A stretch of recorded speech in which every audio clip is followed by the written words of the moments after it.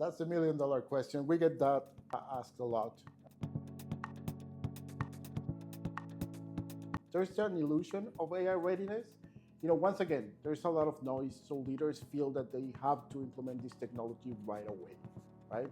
You need to understand where your data is living right now and what you want people to know and what you don't want people to know. When people say, I don't need a readiness assessment, I always ask, okay, if you implement Copilot today, and I ask, can I get everybody's salaries right now? And Copilot gives me an answer. Are you confident it won't give me the answer?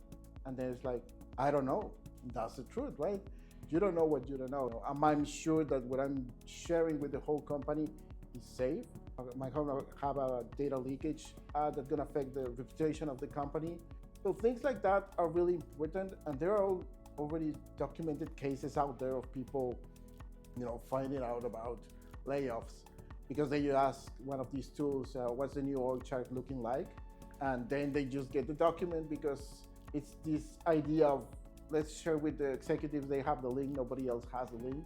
That's not the case anymore.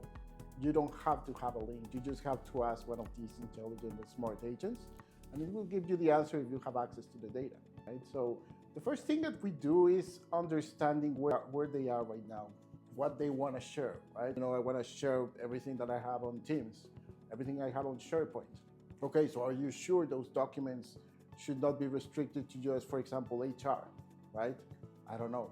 Okay, there's the first assessment. We understand what data you want to share with the company, what's just going to be available for that team in particular, and what doesn't have to be. So we do a permissions matrix. We understand where the permissions are assigned right now, and if we see something that is not matching with what you're telling us, then we come up to say, we see a problem here. Another thing is like, for example, redundant and obsolete data, because you can ask, can you give me the policies for time off? And you have a document for 2020, 2022, and 2025.